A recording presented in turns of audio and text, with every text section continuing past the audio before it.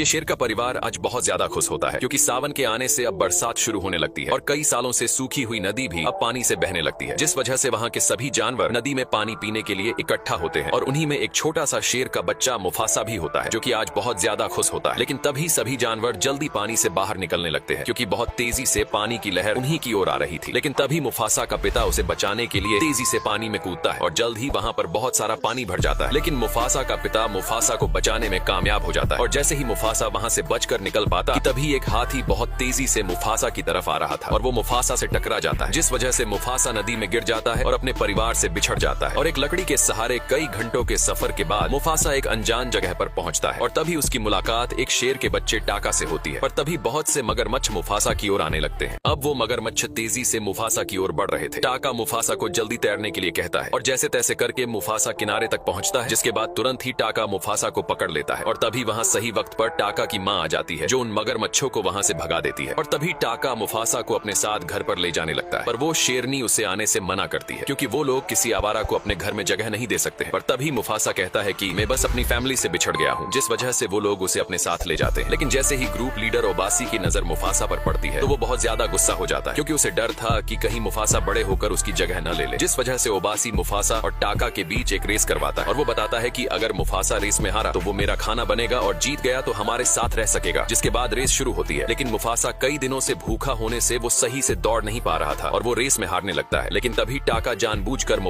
टाका मुफासा को उसके आगे जाने देता है क्योंकि टाका को एक भाई चाहिए था और तभी मुफासा रेस में जीत जाता है। ये देखकर ओबासी बहुत ज्यादा गुस्सा हो जाता है, लेकिन अब वादे के मुताबिक मुफासा उन्हीं के साथ रह सकता है। जिसके बाद मुफासा और टाका एक साथ खेलने के लिए जंगल की ओर निकल पड़ते हैं और अब जैसे जैसे वक्त बीत रहा था तो वैसे वैसे टाका और मुफासा भी अब बड़े हो चुके थे। वो लोग खूब मजे करते हैं, लेकिन अभी भी टाका का पिता मुफासा से नफरत किया करता है और टाका को उससे दूर रहने के लिए भी कहता है। और एक दिन जब मुफासा टाका की माँ के साथ शिकार पर जाता है तो टाका उन्हें छुप कर देख रहा था, लेकिन उन्हें ये नहीं पता था कि उन पर खतरा मंडरा रहा है। और तभी अचानक ये सफेद शेर हिरन पर हमला करते हैं, लेकिन बीच में शेरनी आ जाती है। मुफासा ये देखकर तुरंत उन्हीं की ओर भागता है और उन सफेद शेर के सामने खड़ा हो जाता है, लेकिन तभी शेरनी देखती है कि टाका डर के वहाँ से भाग गया था। मुफासा बिना डरे उन सफेद शेरों से लड़ रहा था, लेकिन तभी शेरनी पर सफेद शेर भारी पड़ने लगता है। ये देखकर तुरंत ही मुफासा उस सफेद शेर को धक्का मारकर शेरनी को बचा लेता है, जिस वजह से वो सफेद शेर मारा जाता है। जिसके बाद वो दोनों अकेले सफेद शेर को डराकर वहाँ से भगा देते हैं। जिसके बाद वो लोग घर की ओर निकलते हैं और तभी ओबासी उन्हें देखकर हैरान हो जाता है। शेरनी शेर को सारी बात बताती है और बताती है कि अगर आज मुफासा नहीं होता तो वो जिंदा नहीं होती। ये सुनकर ओबासी मुफासा का दिल से शुक्रिया अदा करता है और उसका कर्जदार हो जाता है। लेकिन तभी मुफासा उन्हें बताता है कि जल्द ही उन सफेद शेरों का हम पर हमला होने वाला है और अब यहाँ पर वो अकेला सफेद शेर अपने झुंड में पहुंचता है। लेकिन जैसे ही झुंड के लीडर को ये पता चलता है कि उसका बेटा एक शेर के हाथों मारा गया है तो वो उस बचे सफेद शेर को सजा के तौर पर मरवा देता है। लेकिन दूर से ओबासी का एक खबरी ये सब देख लेता है और तभी जल्दी से जाकर सारी बात अपने झुंड को बता देता है। ये सुनते ही ओबासी और शेरनी अपने शाही खून को बचाने के लिए मुफासा और टाका को नई जिंदगी के लिए उनसे दूर भेज देते हैं। लेकिन थोड़ी ही देर में वहाँ पर अब वो सफेद शेर का झुंड ओबासी के झुंड को चारों तरफ से घेर लेते हैं और तभी सफेद शेर कहता है कि अब से इस जंगल का एक ही राजा होगा और वो भी मैं। जिसके बाद वो सफेद शेर ओबासी के झुंड को कहता है कि आज तेरी मौत आ गई है और थोड़ी ही देर में सफेद शेर ओबासी और उसके साथियों को मार देते हैं। और अब यहाँ पर टाका और मुफासा को न चाहते हुए भी आगे बढ़ना पड़ रहा था और जिस बात का डर था वही हुआ। वो सफेद शेर मुफासा और टाका को ढूंढ ही लेते हैं क्योंकि वो लोग अपने खून का बदला लेना चाहते थे। लेकिन अब भागते हुए उनके सामने एक झरना आ जाता है, पर वो सफेद शेर मुफासा और टाका का वहाँ भी पीछा नहीं छोड़ते। लेकिन अब मुफासा और टाका के सामने दो रास्ते हैं, एक वो उन सफेद शेरों का सामना करे और दूसरा कि वो लोग झरने से नीचे कूद जाए। और वो लोग ऐसा ही करते हैं। मुफासा और टाका झरने से नीचे कूद जाते हैं और जल्दी से जाकर एक पेड़ की टहनी को पकड़ लेते हैं। लेकिन तभी वो सफेद शेर भी पानी में कूद जाते हैं, लेकिन उन्हें ये नहीं पता था कि पानी में मगरमच्छ भी है और तभी टहनी टूट जाती है और वो लोग पानी में बहने लगते हैं। उन सफेद शेर से बचते हुए टाका और मुफासा रात को एक जंगल में पहुंचते हैं, लेकिन जब वो दोनों आगे बढ़ रहे थे कि तभी उनकी मुलाकात एक अनजान शेरनी से होती है और उसके भी झुंड पर उन सफेद शेरों ने हमला किया था, पर वो शेरनी किसी तरह से बच गई थी और वो अपने लिए एक पक्षी जासूस भी रखती है जिसका नाम जाजू था। लेकिन तभी उन्हें कुछ अजीब आवाज सुनाई देती है। दरअसल यहाँ पेड़ पर रहे सभी बंदर इस अनोखे बंदर को वहाँ से चले जाने के लिए कहते हैं क्योंकि उन्हें वो एक श्रापित बंदर लग रहा था, जिस वजह से वो बंदर खुद ही वहाँ से चला जाता है। और तभी मुफासा उस बंदर को डराता है और उसे कहता है कि हम सब तुम्हें खा जाएंगे। लेकिन वो बंदर तो उन लोगों से जरा भी नहीं डर रहा था क्योंकि वो अपनी मंजिल की ओर जा रहा था। ये सुनते ही मुफासा भी उस बंदर की बातों का यकीन करने लगता है और उस बंदर के बताए रास्तों पर चलने का तय करता है। लेकिन वो बंदर सब लोगों की मन की बात जान लेता था, जिसके बाद वो लोग इन चट्टान के नीचे से चलने का तय करते हैं ताकि उनके पैरों के निशान पीछे न छूट जाए। लेकिन ये सफेद शेर महक से पता कर लेते हैं।